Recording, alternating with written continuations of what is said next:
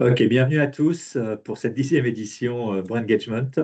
Deuxième, j'ai le plaisir aujourd'hui d'être en compagnie de deux personnes qui vont se présenter. Je me présenterai après. Claude Emmanuel, Bonjour, enchantée. Voilà, enchantée de faire avec vous cette 10e vague du baromètre du grand engagement, le 10e anniversaire déjà. Pierre, Et Pierre Pétien, je suis directeur data science et IA chez Kea. Enchanté également. voilà, et Antoine Mailly, directeur chez Kea. Ça fait chaud au cœur parce qu'aujourd'hui, c'est la 10e édition de ce baromètre qui a été créé il y a 10 ans sur l'impulsion de Brice Hockenthaler, Sophie Combe et Philippe Christo. À l'époque, c'était bien avant la loi Pacte, les sociétés à mission, etc. On voulait mesurer dans quelle mesure les Français étaient prêts à soutenir des marques qui s'engageaient sur des valeurs sociales, sociétales ou environnementales. À l'époque, il n'y avait pas d'études, donc on s'est dit, pour pas que ça reste seulement un acte de conviction, un saut de la foi, mesurons ça. Et donc on a démarré et on a été rejoint par Claude Emmanuel Couratier et Daniel Baud de Calicanti pour, euh, pour étoffer tout cela avec Pierre Chrétien sur la data côté clair. Donc, notre sujet, c'est cette étude. Comment est-ce qu'elle est montée, cette étude, Alors, Claude c'est une Emmanuel? étude qui est aux 2 tiers stable d'une année sur l'autre, qui porte sur un échantillon représentatif des Français de 18 ans et plus. Environ, cette année, nous étions sur 1200 Français. Le terrain a eu lieu en mai 2026. Et chaque année, on aborde des thématiques un petit peu différentes pour renouveler les problématiques. Et voilà. Et avec une partie évaluation de marques, voilà, une quarantaine de marques, voilà, sur 8 secteurs. On va en parler. Donc, ce qu'il faut retenir, c'est que c'est très chaud comme information, puisque ça date de la deuxième quinzaine de mai. Donc, et c'est vraiment des résultats d'actualité, on va dire. Et pour ça, alors on a notre avis évidemment de conseils analystes, mais c'est toujours bien aussi d'avoir l'avis de ceux qui le pratiquent. Et donc on est très heureux d'être rejoint par Sabrina Erlori-Rouget, la présidente d'Aromazone. Alors sans, comme disent les Québécois, divulgacher ce qui va venir un peu plus tard. Voilà, Aromazone a fait quand même une très très forte performance sur ce baromètre dans sa première apparition il y a 3 ans et de manière consistante l'an dernier, cette année à nouveau. Et donc ce sera intéressant qu'elle partage avec nous les secrets de ce tour de magie. Donc on lui donnera la parole un petit peu plus tard pour commenter les résultats. Donc, on est sur une étude qui va analyser environ 40 marques au travers de quatre indicateurs sur 8 secteurs. Les marques sont renouvelées d'une année sur l'autre à peu près aux 2 tiers. Voilà, pour avoir une régularité, pouvoir avoir un peu des tendances sur certaines marques, mais aussi en aborder de nouvelles. Et ce qu'on constate, c'est globalement, quand ça se passe bien, il y a plutôt une stabilité, et quand c'est compliqué, Tout pour à le coup, ça fait. décroche. D'une année sur l'autre, effectivement, c'est un peu, voilà, un peu logique. Les évaluations sont un peu, voilà, sont assez proches. Donc, c'est d'où l'intérêt de faire tourner les marques et de ne pas forcément les évaluer toutes les années. Sauf quand évidemment il se passe une actualité un peu particulière, comme on a pu le connaître sur Tesla, sur Chine ou d'autres, dont on parlera tout à l'heure. Donc là, ça vous donne Alors, une idée du panorama. Alors, cette année, pour notre 10e anniversaire, on est remonté dans notre historique depuis 2017, 2016-2017. Et voilà, et donc on a eu 168 marques testées ces 10 dernières années, de manière stable sur l'indicateur d'engagement que nous vous présenterons ultérieurement. Voilà. Donc, on est à peu près dans tous les secteurs, on a un peu toutes les marques. On a des marques, voilà, on a des marques de grande distribution, on a des marques de restauration rapide, on a des nouveaux acteurs, on a aussi un peu de caritatif qui permet un petit peu de poser des bornes et vers l'excellence, voilà, avec des marques, par exemple les Restos du Cœur, etc. Voilà. Philips. Voilà, donc c'est vraiment très intersectoriel, évidemment très B2C, puisqu'on pose l'avis au consommateur classique, donc qui ne connaît pas trop les marques B2B. Alors pour démarrer, pourquoi pour nous c'était important l'époque où je travaillais chez Coca-Cola, la Bible, c'était ce livre Comment les marques deviennent des icônes. C'est un livre sorti par Harvard en 2024. Il y a 6 grands leviers pour construire une marque forte. Et le premier d'entre eux, c'est comment on donne du sens pour s'élever. Alors, on connaît tous les Patagonia ou autres. Moi, cette année, j'avais envie de prendre l'exemple aux États-Unis de Warby Parker dans l'optique. Donc, c'est une chaîne d'opticiens qui a démarré en ligne en 2010 et qui derrière s'est développé avec un succès incroyable, hein, c'est près d'1 milliard aujourd'hui, mais surtout au cœur de leurs promesses, il y a toujours ce côté j'achète une paire, pour chaque paire achetée, il y a une paire qui part dans un pays en développement, donc plus quelque part je consomme, plus derrière ceux qui n'ont pas accès à une bonne vision pourront en avoir une. Donc aujourd'hui, c'est presque c'est entre 25 et 30 millions de paires qui ont été apportées à des gens qui n'avaient pas les moyens d'accéder à une optique de qualité. Donc voilà, quand une marque à un moment prend des combats et arrive à les construire et faire ce que les Américains appellent doing well by doing good. Donc ça, c'est vraiment le mantra qu'on va essayer d'explorer aujourd'hui plus en profondeur. Alors évidemment, il y en a qui se prennent les pieds dans le tapis à vouloir aller trop vite, hein. Donc c'est le risque, hein, c'est d'avoir une sorte de purpose washing, comme quand Azos avait sorti sa section Responsible Edit, qui était censée être avec des vêtements fabriqués de manière plutôt durable et soutenable. Et puis en fait, en regardant en détail, on s'est rendu compte que il y avait des vêtements, il suffisait qu'il y ait 20% de fibres qui soient bien d'une origine soutenable pour que ça intègre la section. Donc ça a été flagué par le législateur et donc ils ont dû faire marche arrière rapidement. Ou alors Innocent qui s'était laissé un peu emporter dans une campagne télé. Voilà, let's fix the world. Voilà, on va tous ensemble réparer la planète. Bon, ce qui est un peu compliqué quand on vend des bouteilles plastiques non réutilisables. Et donc, pareil, l'autorité de la concurrence leur a demandé de retirer la campagne, ce qui évidemment crée toujours un bad buzz sur l'enseigne. Donc voilà, il y en a qui par moment veulent aller un peu plus vite que la musique, plus ou moins vertueux à la base. Mais il y a aussi ceux qui font très bien. Donc nous, on aime beaucoup l'exemple d'AXA pour vous illustrer le propos qu'on va voir après quand ils ont sorti il y a 1 an cette campagne sur les violences conjugales, parce que jusqu'ici, dans leur police d'habitation, quand on prenait sa police d'habitation, bah, s'il y avait, s'il y avait des dommages, des dommages graves qui faisaient que le logement devenait insalubre, derrière, il y avait un relogement d'urgence qui était proposé par l'assureur. Et eux, ils ont dit, bah non, il y a un problème aussi, il y a beaucoup de femmes qui sont, et d'hommes aussi, mais seulement 20%, mais à 80%, ce sont des femmes qui sont battues. Et quand derrière ça ne va pas, il faut les reloger, mais ce n'est pas dans le contrat. Donc on va rajouter, en cas de violence conjugale, qui n'existait pas dans les polices, ni chez eux, ni chez aucun assureur, ils l'ont rajouté, ils l'ont communiqué, ça a été un carton, ça a fait de l'assureur préféré sur l'habitation.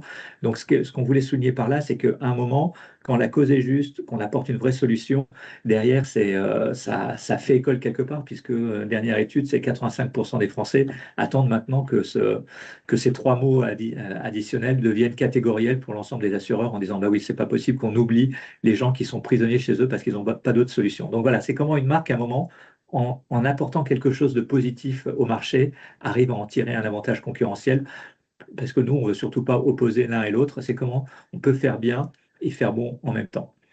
Donc maintenant, on va zoomer un peu sur tout ça, dans l'esprit un peu du beau rapport Nota et Sénart qui avait cette ambition de l'entreprise comme objet d'intérêt collectif. On va voir jusqu'où c'est attendu, possible et pratiqué. Claude Emmanuel. Donc, on va commencer à parler de tendance. Alors, cette année, pour la première fois, notre traditionnelle question sur le fait qu'une marque contribue-t-elle doit-elle contribuer au bien commun est en régression. On avait connu une hausse en 2016 de 8 points.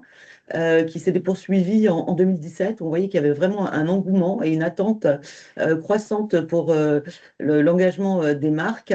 Après, ça avait atteint un petit peu, dirais-je, une stabilité avec plus des 3/4 des Français qui considéraient qu'une marque devait contribuer au bien commun. Et avec de nouveau une petite hausse. Voilà, on était quand même dans une tendance vraiment haussière. Près de 95% auprès des plus jeunes. Et pour la première année, en 2026, on perd 6 points, puisqu'on passe à 82%. C'est encore une très très large majorité des Français. Mais par contre, quand on parle de l'enthousiasme, on perd 10 points. L'enthousiasme, c'est-à-dire le fait de se dire, c'est tout à fait, oui, on veut tout à fait qu'une marque contribue au bien commun et à une société meilleure. Et cette année, ils ne sont plus que 30%. Par rapport à 40% l'année dernière, soit un enthousiasme qui est réellement en berne. Alors maintenant, cette attente de contribution au bien commun, elle est largement partagée. Hein. C'est-à-dire que finalement, on attend cela des marques dans une très très large mesure, mais on attend cela aussi beaucoup et davantage des pouvoirs publics, mais également une certaine exigence des consommateurs qui est à peu près à égalité avec les marques. Donc, responsabilité partagée. En termes de tendance, on a cette question, accepte de payer plus cher pour des marques qui? Donc, on voit que cette année, on a une forte hausse des produits Made in France, qui reste de loin l'un des premiers leviers de valorisation, enfin d'acceptation des prix. Avec une nette reprise, avec une reprise de l'effort environnemental, même si c'est une tendance qui est globalement en baisse constante depuis 2021. Donc, on a une toute petite reprise sur la juste contribution des producteurs au bien commun. Globalement, on sent que voilà, il y a un enthousiasme qui s'érode et un effort environnemental qui est un peu en repli continu avec un petit peu de sursaut cette année pour la juste contribution et l'équité des prix, sachant que le Made in France atteint cette année 58% pour retrouver le même niveau qu'en 2021. C'est la seule dimension qui tient le choc. Ouais, et donc par rapport à ça, si Sabrina et Laurie, tu nous entends, on aurait voulu avoir. Bonjour Antoine, bonjour à tous. Merci Sabrina de se dire, voilà, comment tu lis cette force de l'attente du fait en France, de l'entreprise française, etc. Toi qui, vous avez beaucoup travaillé, je le rappelle, à l'entreprise située dans le Vaucluse. Comment vous lisez et pratiquez cette attente très forte de local?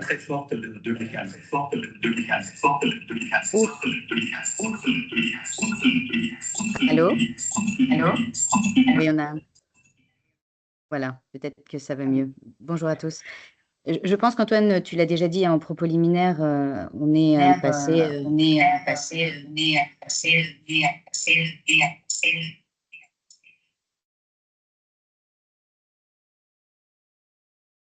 Est-ce que c'est mieux?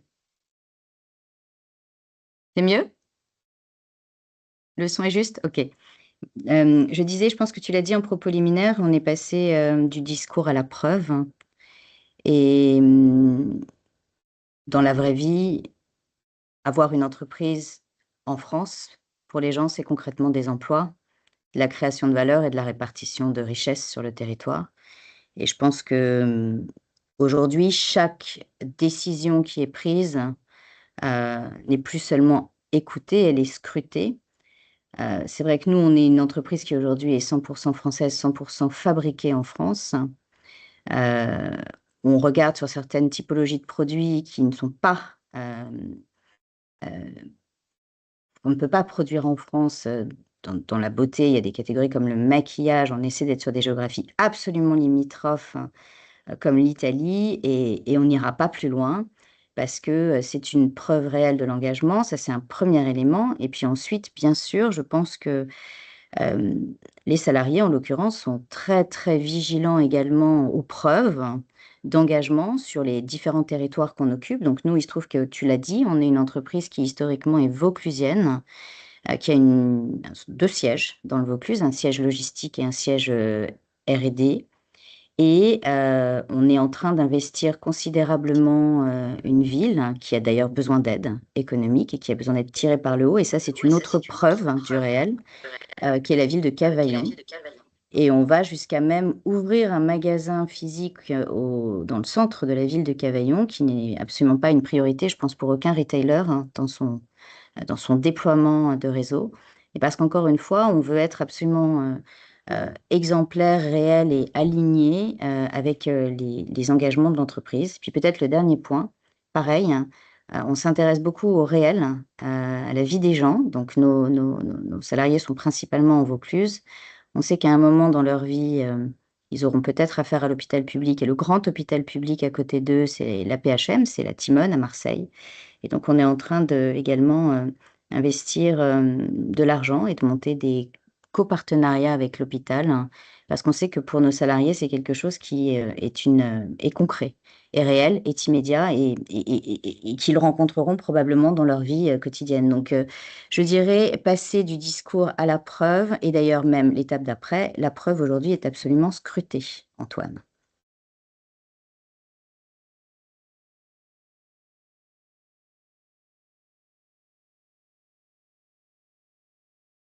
Ailleurs en France.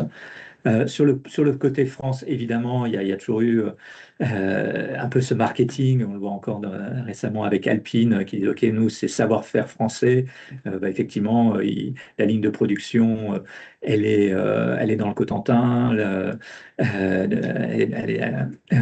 les moteurs sont fabriqués à Clermont, en Normandie, donc ça se fait, voilà. D'autres le font d'une manière qui est un peu plus à trois bandes, ça c'est le fameux Apple qui fait tout fabriquer en Asie, mais qui dit que c'est designed in California. Donc on trouve ça un peu moins convaincant que ceux qui prennent une exigence comme vous, Amazon, comme une marque de luxe, de dire on fait vraiment les efforts de fabriquer en France.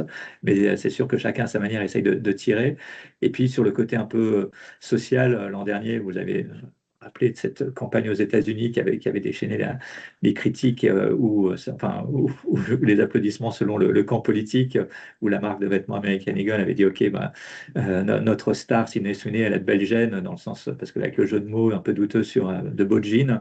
Ce qui est intéressant, c'est comment les marques, à un moment, prennent à rebours ce discours, comme par exemple quand Levi's était arrivé derrière en disant bah non, nous, il y en a encore de meilleurs gènes, de meilleurs jeans, quand voilà, on le fait avec Beyoncé, etc. Donc on peut aussi jouer du sociétal avec humour et avec rebond par rapport à ce qui se fait.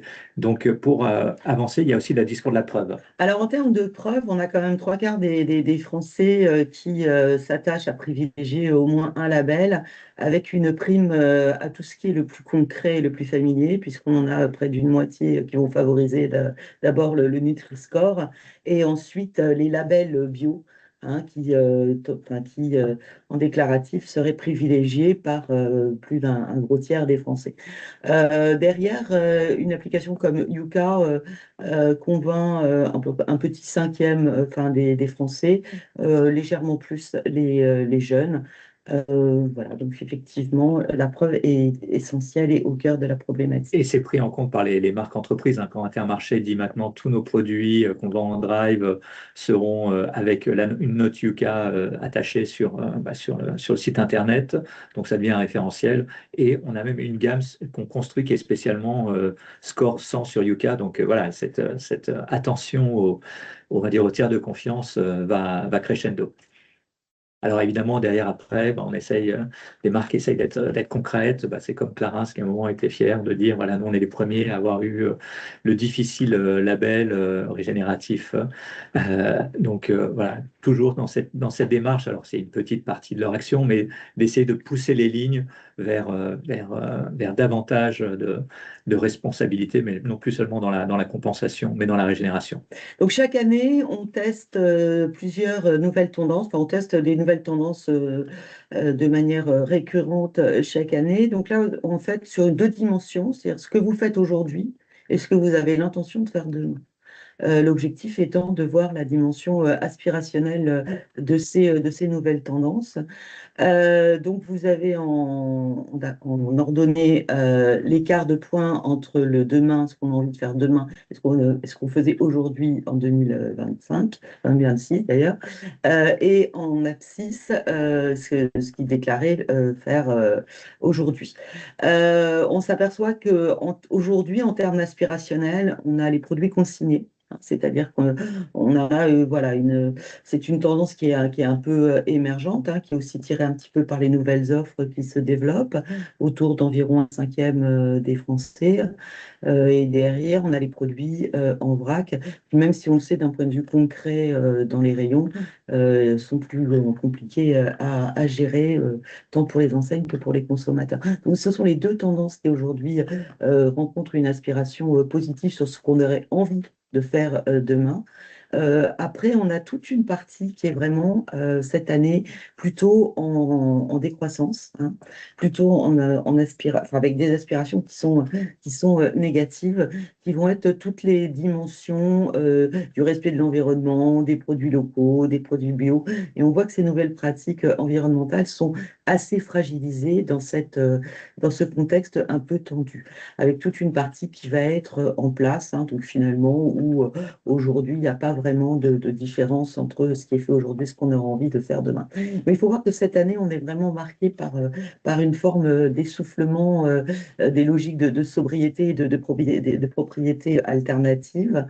Là, on a fait l'écart par rapport à ce qu'on a vu comme résultat l'année dernière, donc le demain 2027, hein, qui est le demain 2026. Et on s'aperçoit que toutes les dimensions, ou presque, sont dans le négatif, sont dans un écart négatif par rapport à l'intention, mis à part l'occasion, hein, les produits d'occasion, qui est le seul qui a un tout petit peu un résultat positif, un écart positif par rapport à l'année dernière. On est vraiment donc voilà, dans un contexte qui devient compliqué pour les pratiques et les nouvelles pratiques environnementales. Voilà. Donc on arrive sur la partie marque qu'on va pouvoir évoquer particulièrement avec Sabrina, parce que d'abord, pour vous rappeler ce qu'on regarde, c'est l'engagement. Est-ce que les gens considèrent que la marque est engagée pour une société meilleure? Est-ce que derrière, il y a une communication? Est-ce qu'ils en entendent parler? Est-ce qu'ils sont prêts à valoriser cette action? Et puis, et jusqu'où ils reconnaissent l'excellence métier qui est un autre volet pour pouvoir croiser. Donc ça, c'est les attributs historiques du baromètre construit avec Claude Emmanuel. Et voilà, là, si on prend les 10 premiers. Alors, on a Vélib qui, cette année, est le plus valorisé en matière de positive impact. Derrière, Aromazone, qui se positionne en deuxième et même devant la marque C'est qui le patron. On essaie toujours de mettre des marques qui vont tirer vers le haut les indicateurs de manière à construire un référentiel qui va aller des marques potentiellement les plus valorisées et les plus, parce que c'est dans leur ADN, c'est dans leur mission que d'être engagés, aux marques les moins valorisées, puisque cette année, on a Shein. Voilà, et donc, mais on s'aperçoit que dans ce podium, on a également des marques plus industrielles, enfin plus industrielles, mobilité comme la SNCF ou Veolia qui se situe en 8e position. Les marques de beauté sont plutôt bien placées, même si Aromazone effectivement crée vraiment l'écart. Decathlon se positionne en 7e place et on a aussi des enseignes de grande distribution, hein, puisqu'on a Coopérative U en 9e et Leclerc en 10e place. Oui, par tout leur travail et sur l'accessibilité, le combat pour les prix et sur les alliances locales, etc., qui sont très, très relayées. Alors, quand on met à plat les différents indicateurs, donc nous, on a construit un petit Nutri-Score, on a posé notre petit Nutri-Score d'engagement de l'exceptionnel au désastreux. Donc, on voit effectivement qu'on a quelques distorsions entre l'engagement perçu et le potentiel de valorisation des marques. Ce qui est intéressant de voir, c'est que des marques comme Aromazone, même si c'est une marque qui a une notoriété qui est peut-être moins importante que celle d'une marque comme Yves Rocher, parce qu'elle est plus jeune, tout à fait, obtient des scores qui sont significativement plus élevés. On voit qu'effectivement, un acteur comme la SNCF va être très bien positionné, tant en termes d'engagement que de crédibilité de communication, avec une valorisation qui va être peut-être un peu en retrait, et une excellence métier voilà, qui va peut-être voilà, qui est un peu plus challengée par les Français. Et derrière, on voit effectivement nos enseignes de grande distribution comme Coopérative U ou Système U qui obtiennent quand même de très belles notes d'engagement, même si parfois, bon, effectivement, il peut y avoir une valorisation qui peut être un peu en retrait, comme c'est parfois le cas pour, par exemple, Total Energy, hein, qui a quand même un très beau score d'engagement. Hein, juste après Leclerc, ouais. Ouais, juste après Leclerc, voilà, qui est assez, et Crédit Agricole. Les banques se positionnent aussi pas mal, avec le Crédit Agricole qui obtient quand même une note où c'est une note qui est très bonne, voilà, dans un secteur qui n'est pas forcément spontanément lié aux problématiques. Claude Emmanuel, peut-être, comme je sais que Sabrina va devoir nous quitter à 9 h, peut-être avoir ton retour, Sabrina, sur c'est quoi cette secret sauce qui fait qu'une marque très jeune arrive à détrôner les champions de la côte, entre guillemets, parce qu'habituellement, on voit Decathlon, Leclerc, voilà, c'est qui le patron qui est nativement positif. Comment tu lis cette performance assez incroyable? Moi, je pense que déjà, nous, on reste très, très modeste, hein. On est très honorés, évidemment, de ce résultat. Et j'ai envie de te dire que c'est pas le résultat d'un discours ou d'une communication. Nous, notre obsession, et pareil, tu l'as dit en introduction, et j'en suis absolument persuadée, je crois que on fait la différence quand on apporte une vraie solution et quand le produit est cohérent de bout en bout. Donc, nous, notre sujet, c'est d'apporter quelque chose qui n'existait pas finalement, hein, sur le marché, même si on a l'impression qu'on est sur un marché déjà très, très saturé. La beauté, le bien-être, c'est des marchés où il y a déjà énormément de propositions. Mais en vérité, une proposition de valeur comme Aromazone n'existait pas, c'est-à-dire un produit tout à fait efficace, très efficace, pour certaines catégories plus efficace, totalement sain, qui évidemment coche les cases du slide précédent, hein. J'ai vu, EcoCert, j'ai vu, Yuka, j'ai vu, société à mission, slash B Corp, hein, mais qui en même temps a une approche, alors écologique, c'est un mot qui est très compliqué parce qu'évidemment nous restons des business et nous avons encore un très, très gros travail et examen de conscience à faire sur toute la chaîne de valeur, mais qui à minima travaille sur les déchets. Il y a pas de surpack, il y a des éco-recharges et tout ça à un prix juste qui permet finalement à tout le monde de pouvoir rentrer dans cette conversation, de prendre soin de soi, des siens. Et en fait, ce que je viens de dire a l'air d'une simplicité et d'une facilité totale, mais paradoxalement, ça n'existait pas sur le marché. Et peut-être en conclusion, hem, moi, ma remarque et mon observation, c'est qu'en fait, je crois qu'il faut revenir à des choses, très simples, mais qui paradoxalement sont extrêmement sophistiquées à mettre en œuvre. Qui est tout le paradoxe aujourd'hui, et bien du pilotage, de nos marques, je dirais, Antoine. Simple n'a jamais été aussi difficile. Pardon, je ne t'ai pas entendu, ça a coupé au Oui, début. je te demandais, est-ce qu'on pourrait dire qu'aujourd'hui, faire simple n'a jamais été aussi compliqué? Ah oui, absolument, d'autant plus qu'on est à une époque où, il ne faut absolument avoir aucun angle mort, ce qui est toujours très compliqué, surtout quand on a une entreprise, nous sommes, sans intermédiaire, donc nous avons l'intégralité, des métiers sous le même toit. Aucun angle mort et le moindre petit angle mort, peut être, très important, très grave en répercussion pour l'entreprise. Donc, je pense que dans le commerce, on avait déjà des mentalités assez paranoïaques, et je pense que, il faut l'être, d'autant plus parce que, hem, évidemment, le consommateur est sous pression et je pense qu'en plus, on rentre dans un monde, et un moment très politique des marques et du monde. Voilà, Antoine. Ok, donc c'est comme l'ancien PDG d'Intel quand il sortait son livre Seuls les paranoïaques vont survivre. Donc, éloge à cette vision large. Énorme merci, Sabrina. Je sais que tu dois nous quitter, mais c'était déjà une chance Je peux d'avoir rester ton encore un tout retour. petit peu, Antoine, Ah bah si tu très le bien. Eh souhaites. ben, Si tu formidable. m'acceptes, je peux rester encore une Ah, dizaine de minutes avec toi. avec joie, c'est que du bonus. Derrière, on peut aller en détail. Bon, naturellement, il y a des sensibilités par profil, hein. Par profil, on va avoir des jeunes qui vont être plus sensibles à Aromazone, à Vélib, à SNCF, tandis qu'une marque comme C'est qui le patron va être plus valorisée par les plus matures, les retraités, hein. Naturellement, les sensibilités par profil sont importantes dans la proximité qu'ils ont avec les marques, la connaissance qu'ils en ont. Et là, voilà. Oui, si vous voulez vraiment un détail sur votre marque, les détails, son évolution dans le temps, là, envoyez-nous un message en direct, parce que là, le format ne permet pas de zoomer assez loin. Alors, quand on voit, quand on met maintenant en perspective le score d'engagement, le positive impact, comme on l'appelle, et le score d'excellence métier, on voit bien qu'on a tout un groupe de marques qui vont se distinguer comme étant un petit peu des modèles, qui vont avoir à la fois des très hauts scores d'engagement et un très fort indicateur une très forte reconnaissance de leur excellence métier, dans lesquels on va retrouver des Aromazone, justement, C'est qui le patron, Yves Rocher juste derrière, La Roche-Posay, donc ces marques beauté qui sont plutôt bien valorisées cette année dans notre baromètre, qui ont aussi fait pas mal de travail. On va aussi avoir la grande distribution avec Leclerc, qui se positionne dans ce groupe de modèles, ainsi que Decathlon, Philippe de manière un peu plus naturelle.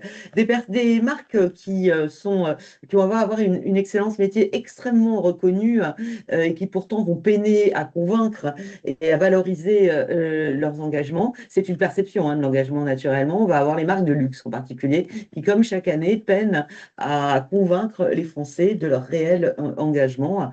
Donc on va avoir là, nous, Lacoste, Dior et Chanel dans ce petit groupe. Il y a aussi pas mal de groupes qui sont prometteurs cette année, avec des groupes, la SNCF, Coopérative U, du France Télévisions, du Crédit Agricole, du Total Énergie et du LU, qui obtiennent des scores d'engagement qui sont plutôt très bons, avec une excellente métier qui est quand même assez reconnue. Et ensuite, voilà, on va avoir, parce qu'on essaie toujours de tirer notre référentiel du plus haut au plus bas, on va avoir effectivement une marque comme Shein, qui elle ne va obtenir aucun score, va être très contestée, tant en termes de score d'engagement que d'excellence métier, même si pour autant elle existe sur le marché. Donc, en tout cas, ce qui est intéressant, c'est qu'il ne suffit pas de bien faire, parce que les marques de luxe, elles sont exemplaires dans leur fabriqué en France, leur artisanat, etc.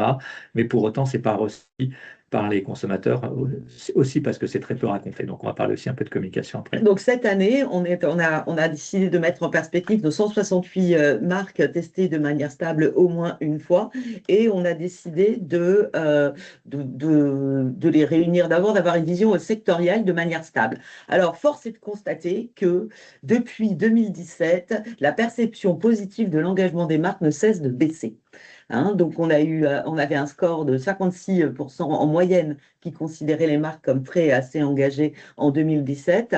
Voilà, on a eu une première petite baisse en 2018-2020 et ça s'est écroulé au moment de cette période Covid où finalement les Français ont eu une perte de foi dans les marques, une perte de vision positive de leurs marques ou une hausse de leurs exigences en matière d'engagement qui fait que proportionnellement la perception baisse en fonction. Donc cette baisse assez importante, elle s'est poursuivie jusqu'environ 2023 pour reprendre un tout petit peu de regain en 2024 et retomber en 2025 et 2026. Pour autant, il y a certains secteurs qui résistent mieux que d'autres. Alors naturellement, nos modèles, c'est-à-dire les caritatifs, c'est-à-dire quand on teste du Resto du Cœur, quand on teste des marques qui sont extrêmement engagées, qui vont naturellement mieux résister avec des scores qui sont assez stables finalement sur ces 10 ans. La mode, tout ce qui est la santé et beauté, je vous dis les marques de beauté résistent mieux à cette baisse de perception négative, de perception. Et aussi la parce qu'il y a tout mobilité. un virage. Voilà, tout à fait. Les banques assurances et le luxe sont un peu sous tension avec des écarts qui vont être un peu plus, un peu médians, dirais-je. Et par contre, l'ensemble des autres secteurs sont clairement en décrochage avec des écarts supérieurs à moins 20 points en moyenne sur le secteur. Alors, quand on regarde un petit peu, alors bon, on va peut-être pas forcément extrêmement tout le détailler, mais on s'aperçoit quand même que quand on remet chacun des scores dans son référentiel annuel de manière à pouvoir les comparer, sinon tout serait en baisse, voilà, on s'aperçoit qu'effectivement des marques comme Biocop vont obtenir des scores d'engagement qui vont être assez stables on a pris les mesures entre 2019 et 2023. On va savoir qu'une marque comme Aromazone va aussi toujours confirmer son potentiel d'engagement depuis qu'on a commencé à la tester en 2024. On va aussi avoir des marques qui vont être en progression. Donc, nos enseignes de la grande distribution ont fait pas mal d'efforts qui sont plutôt reconnus en termes d'engagement, mais c'est aussi des engagements qui sont aussi au niveau de prix, d'attention aux consommateurs, de nouvelles pratiques. On va essayer de porter avec un attachement au Made in France et une valorisation de la production et de juste prix. Donc, on va avoir une coopérative U qui va être plutôt tendanciellement dans des scores d'engagement en hausse, alors que, à contrario, nos marques de luxe, elles peinent à faire passer le message et à être perçues comme engagées. Ce qui est intéressant aussi, c'est qu'on voit que même sur un secteur qui spontanément n'est pas très crédité d'engagement comme le secteur financier, qui est perçu un peu comme prédateur parfois par les clients. Derrière, certains établissements comme le Crédit Agricole, le Crédit Mutuel arrivent à bien faire. Si vous regardez le Crédit Agricole, ça monte dans le temps, donc ça prouve qu'il n'y a pas de fatalité sectorielle. Il y a des secteurs où c'est plus ou moins facile d'être crédité de par les imaginaires sociaux, mais quand il y a une action régulière et concrète, ça permet de monter la Alors, perception. il y a une marque de manière tout à fait, tout à fait étonnante, mais bon, on le voit, c'est le Total Energy, par exemple, qui avait des scores qui étaient tout à fait moyens en 2021, 2022, 2023, et qui, en 2026, passe dans un score qui est bon. Voilà. Donc, on voit que quand il y a un effort, quand il y a une attention qui est portée à l'engagement, finalement, il est perçu et le score augmente. Au moins, bloquer les tarifs à la pompe Tout pèse à au fait. moins de ce point de vue-là. Oh, tout à fait. Alors, quand on regarde, quand on met en perspective l'évolution positive de l'indicateur entre la dernière et la première mesure qu'on a faite par rapport au score d'engagement de la dernière mesure, c'est-à-dire le plus récent, on retrouve un petit peu nos différentes familles, donc nos champions, dans lesquels on va avoir des choses comme Blablacar, donc de la mobilité, de SNCF, je sais qui le patron, de l'EDF et de l'Aromazone, jusqu'aux marques qui sont beaucoup plus en déficit d'engagement, donc les Shein, Cartier, Club Med, Dior, Chanel, Hermès, avec quand même des modèles un peu émergents, donc effectivement avec des campagnes qui ont fonctionné. Et donc là, on va avoir de la coopérative U, du Crédit Agricole, du secteur bancaire, Veolia, Lidl, Total, et avec quand même aussi un groupe qui commencent à avoir des bons scores d'engagement et des évolutions qui sont tendanciellement assez stables et positives. Alors, on s'aperçoit quand même que cette histoire d'engagement, c'est pas tant c'est prêt à payer plus cher, ça peut être aussi un boycott ou un désengagement vis-à-vis de la marque. On a quand même près d'une moitié des Français qui disent avoir déjà renoncé au moins une fois à être client d'une marque pour des raisons environnementales, sociales ou éthiques, ce qui est quand même mais pas du tout négligeable. Sachant que ça peut vite avoir un impact, c'est-à-dire que si on n'est pas engagé, finalement, on se pénalise.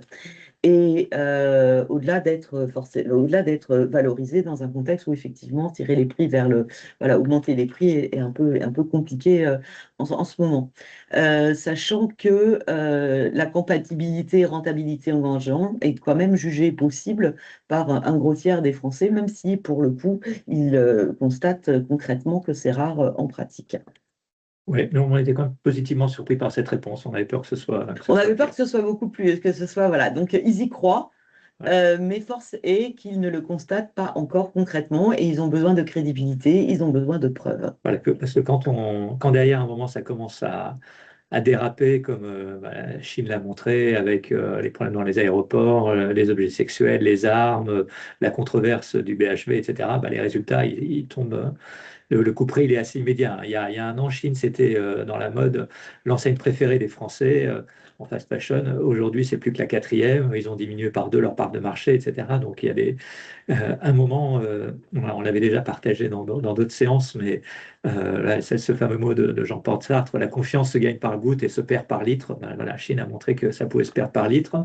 Et les consommateurs sont assez réactifs. Si on regarde un peu outre-Manche, sur un moment, il y avait une controverse entre Jimmy Kimmel, l'animateur du Late Show, qui avait eu des propos un peu humoristiques, critiques sur le président Trump à l'occasion de l'affaire du décès de Charlie Kirk.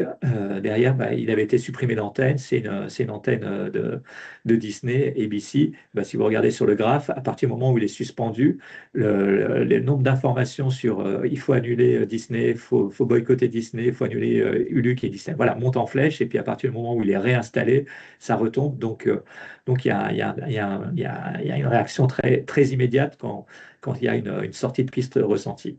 Alors, le crédible. Donc, effectivement, tout ça, nous parlons de perception, donc de crédibilité, puisque ce qui n'est pas connu ne peut pas être perçu.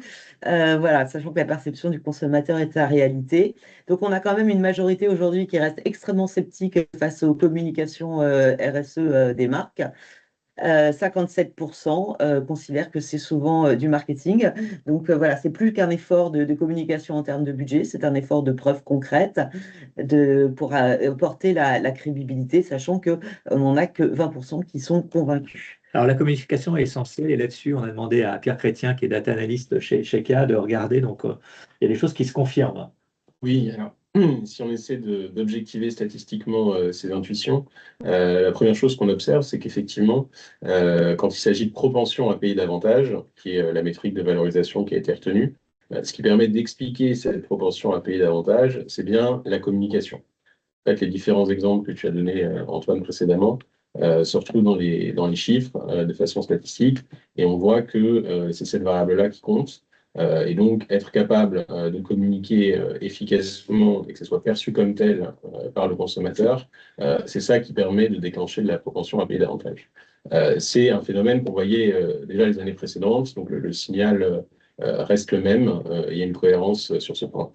Deuxième chose, finalement, qu'est-ce qui différencie les marques? Qu'est-ce qui fait que les 40 marques observées, 168 sur les 10 ans, sont différentes? Là, ce qui ressort, c'est qu'il y a deux variables qui sont importantes. Le taux de notoriété, est-ce que la marque est connue ou pas et dans quelle proportion?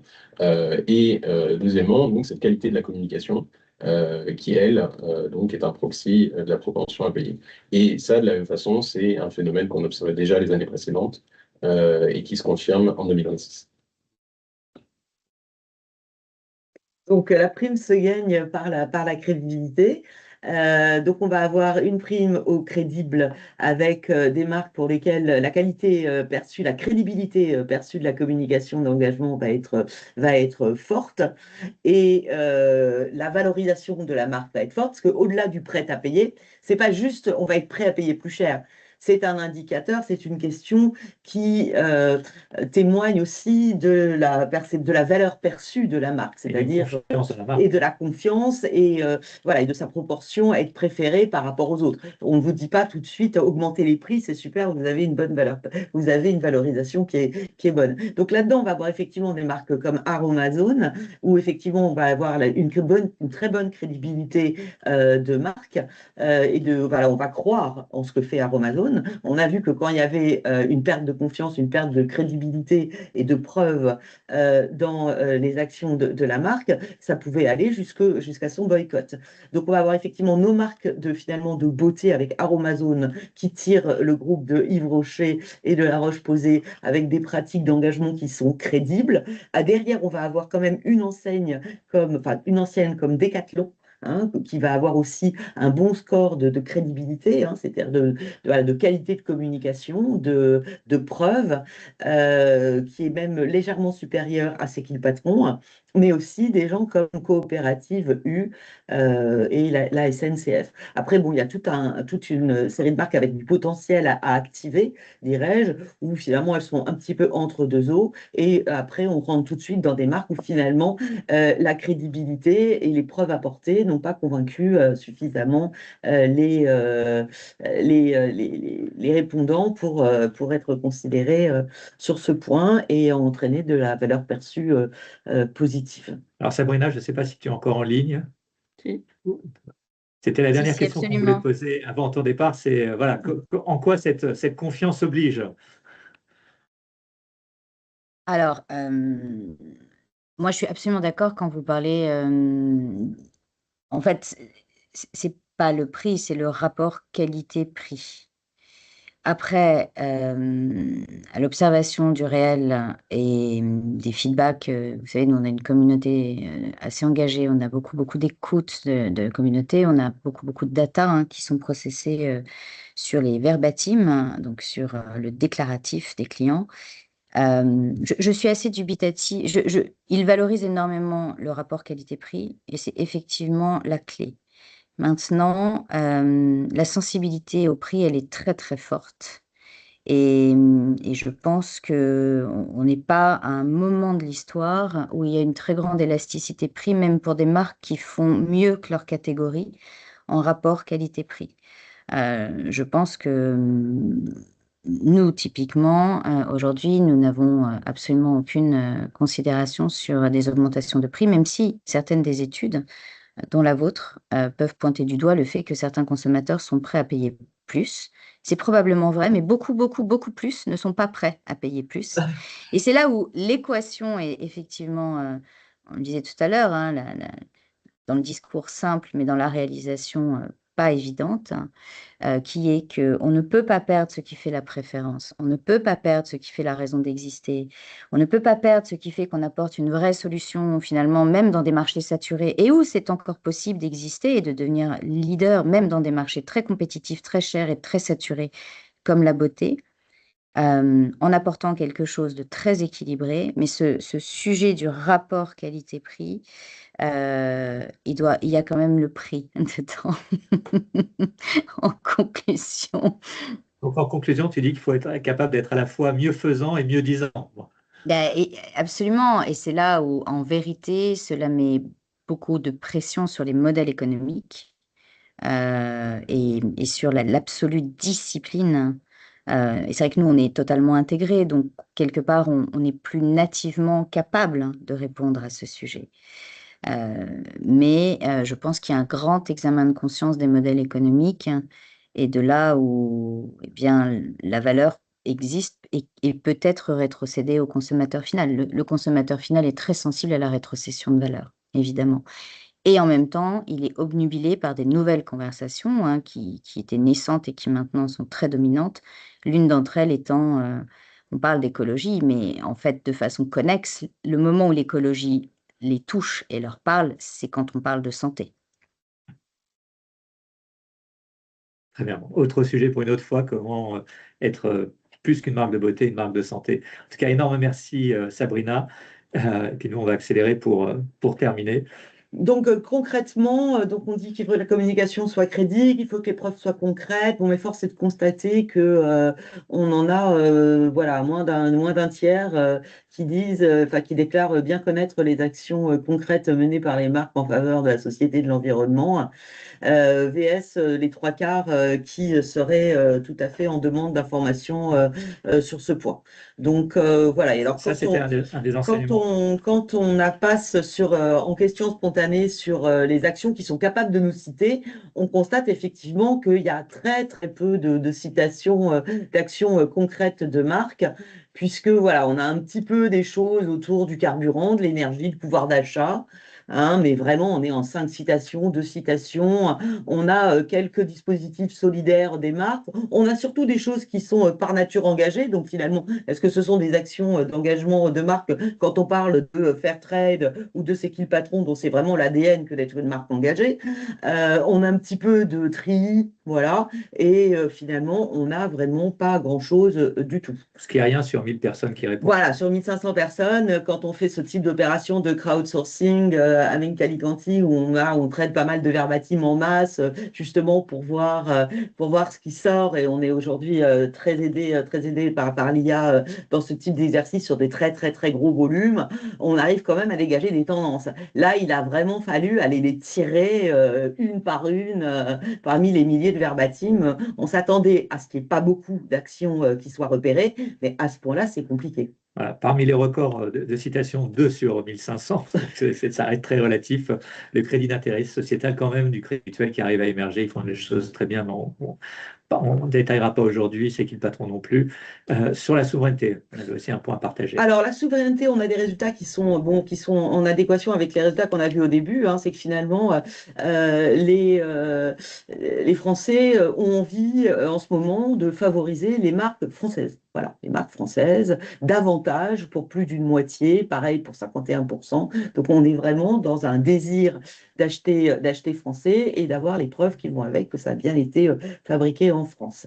Les marques européennes voilà, viennent derrière. Alors, on ne parle pas des marques chinoises ou américaines qui, elles, voilà, ont envie sont désinvesties par les Français. Et on l'a bien vu aussi, quand une marque américaine est testée dans notre baromètre, généralement, elle porte un déficit.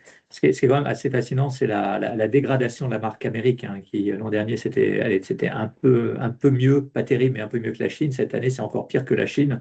Donc voilà, on voit aussi que l'impact macroéconomique global politique vient affecter les marques au-delà de ce qu'elles font. Donc tout ça, je passe pour qu'on puisse conclure sur l'IA. Alors, sur l'IA, c'est une pratique. Alors, on avait posé la question en 2023. Pour vous, l'intelligence artificielle, c'est une chance, une technologie révolutionnaire qui présente des risques, un danger. Eh bien, écoutez, on s'attendait à ce que les résultats aient bougé. On était content d'avoir ce référentiel de 2023, mais on s'aperçoit que c'est vraiment compliqué, que les postures sont vraiment prudentes. Voilà, c'est une technologie révolutionnaire qui présente des risques pour la société, pour près d'une majorité, avec naturellement une perception de l'IA qui est d'autant plus positive qu'elle est fréquemment utilisée. Alors, quand on parle de l'investissement des marques dans l'IA, alors il faut être très, très, très prudent de la part des marques parce qu'on a quand même 61% des Français qui nous déclarent être défavorables à ce que les marques s'appuient sur l'IA pour se développer. Donc, vraiment, ça peut être, voilà, c'est perçu aujourd'hui comme voilà, de manière négative par les consommateurs et les prospects des clients. Alors évidemment, les Français vont réagir surtout par ce qu'ils voient sur l'IA et notamment la communication. On a tous vu le succès du loup d'Intermarché, quand en même temps, chez McDonald's aux Pays-Bas, ils avaient fait une campagne 100% IA. Ils ont dû la retirer du marché pour Noël face à des réactions très très mitigées. Donc, ce n'est pas qu'un phénomène français, c'est au global. Euh, et puis derrière, ce qui est intéressant, c'est de se voir toujours dans cette logique de doing well by doing good by doing well. Derrière, si on prend l'exemple d'Anthropic, Claude, voilà, qui arrive à se distinguer et a fait une très très forte remontada par rapport à ChatGPT et Google ces derniers temps, en disant nous, on ne va pas aider le Pentagone, nous, on va demander à ce qu'il y ait un moratoire mondial sur le développement de l'IA, et en étant même, quand le pape a présenté son encyclique Magnificat Humanitas, il y avait le cofondateur d'Anthropic qui était dans les personnes derrière le pape au moment de cette présentation, de dire voilà, nous on a une vision plus éthique, différente de l'IA, et donc derrière soutenez-nous, et pour l'instant en tout cas les résultats économiques et d'acquisition soutiennent par-delà l'excellence métier, évidemment. Donc en conclusion, on va aller la synthèse, on vous l'enverra, donc je vais très vite parce que pour qu'on garde un tout petit peu de temps pour les questions, et voilà, et on va clore sur la synthèse et si on a quelques questions qui sont arrivées. Donc, Wendy. Sur des questions? Ouais.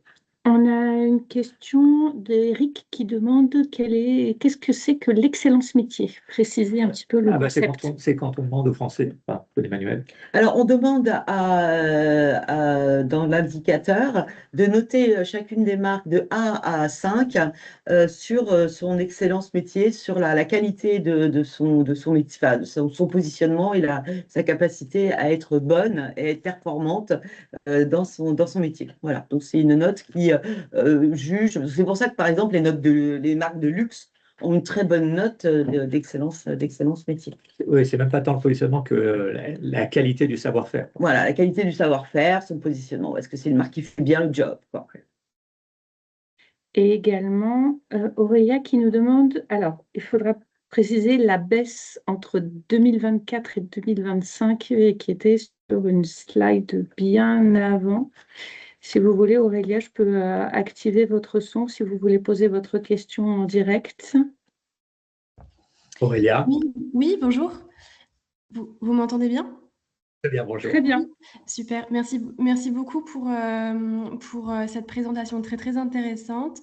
Moi, je souhaitais savoir, effectivement, vous aviez mentionné qu'il y avait une baisse dans la perception des consommateurs par rapport aux marques une nouvelle baisse en 2024 et 2025. Et j'étais curieuse, je souhaitais savoir si vous aviez pu si vous avez peut-être des pistes qui expliqueraient cette nouvelle baisse Il y avait une première Alors, baisse pendant le Covid, de ce que vous aviez expliqué, puis ensuite une nouvelle baisse en 2024 et 2025.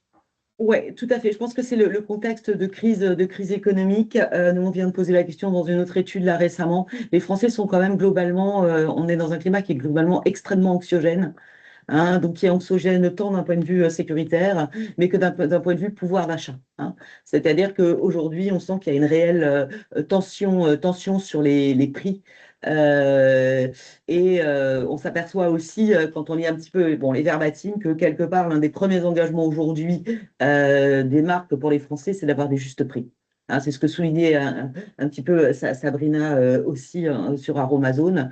C'est que voilà, aujourd'hui, avoir du juste prix, c'est avoir une attention pour les Français, une attention au social et une contribution au bien commun.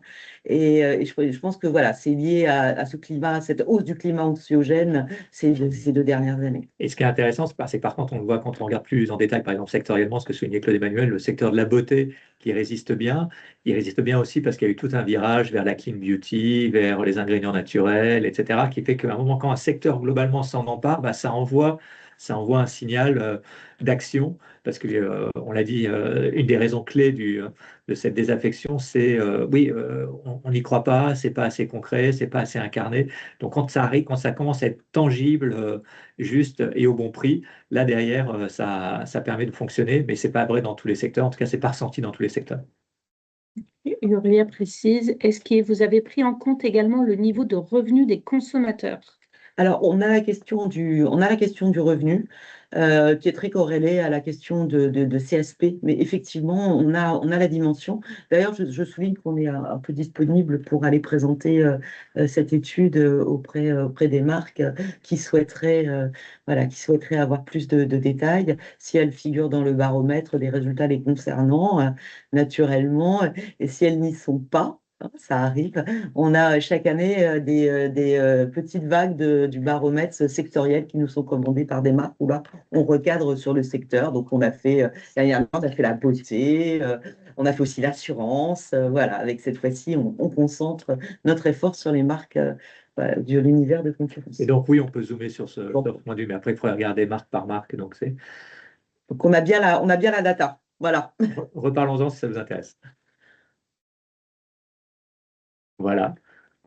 Donc on arrive 27, on arrive vers la fin.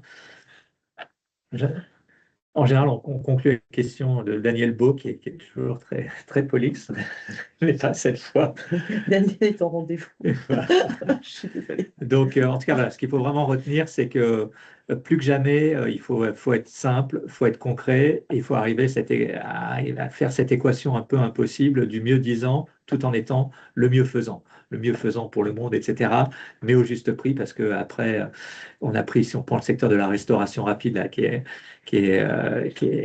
pas très bien noté, ben voilà, on sort de quasiment plus 25% d'inflation sur les 3 dernières années sur les matières premières, donc ça se retranscrit dans le prix des produits, etc. Et c'est vrai un peu partout.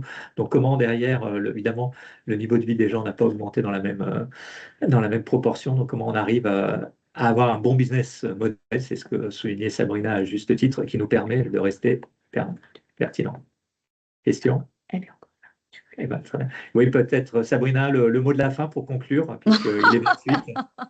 Le mot de la fin. Puisque tu nous fais l'amitié d'être présente jusqu'au bout. Non, mais excuse-moi, en fait, tout va bien, je peux tout à fait rester, c'était absolument passionnant.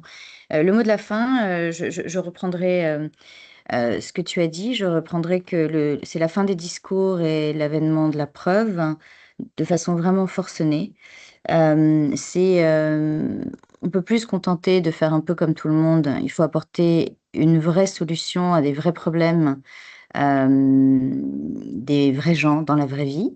Et finalement, on a toujours l'impression que dans tous les secteurs, c'est saturé et qu'il y a déjà trop d'offres. Mais en fait, c'est pas vrai parce que si on décompose les choses, on peut toujours évidemment réinventer et redonner de la valeur et du sens. Et ensuite, mon dernier point, c'est celui que je soulignais. L'époque est très polarisée, le consommateur est très polarisé, aussi bien économiquement que dans les agissements des réseaux sociaux. Et donc, aujourd'hui, je crois que plus que jamais, il faut absolument éviter les angles morts, penser contre soi-même, ce qui apporte une discipline supplémentaire, pas simple à opérer au quotidien, mais absolument nécessaire pour la pérennité de nos organisations et de nos marques. Voilà, Antoine, ma modeste contribution. Formidable. Et pour ma part, j'aurais voulu finir en poésie. On croit beaucoup à ce qu'on appelle l'entreprise tournesol. On avait eu l'occasion avec certains de le partager parce que quand on croit qu'on a un beau projet, un peu dans l'esprit de ce que essayé de construire chez Aromazone, c'est comme un tournesol. À regarder le soleil, il se tourne vers son projet, donc il met tout son focus, toute son attention vers lui. Mais surtout, ce qui est intéressant aussi avec le tournesol, c'est que derrière, il nous aide à nous dépolluer. Parce que si vous avez un site industriel, si vous voulez le dépolluer, vous plantez des tournesols, ça draine la saleté, donc c'est bien. Et puis quand le soleil commence à pâlir, si vous allez dans un champ, vous verrez que les tournesols, qu'est-ce qu'ils font quand le soleil n'est plus là? Ils ont tendance à se tourner les uns vers les autres. Donc quand c'est difficile, un peu de solidarité ne nuit pas. Et enfin, pour terminer vraiment en pure poésie, à regarder le soleil. Les tournesols sont eux-mêmes devenus soleil parce que si vous regardez la forme du tournesol entre son centre et ses pétales de feu, il est devenu lui-même le projet. Donc c'est ce qu'on peut essayer de souhaiter aux plus belles entreprises, qu'elles se fassent tournesol avec évidemment le bon business model et tout le reste. Mais quand c'est bien pratiqué avec art et constance, c'est possible. Et merci à Sabrina d'avoir témoigné que c'était encore possible. À bientôt. Merci beaucoup. Au revoir.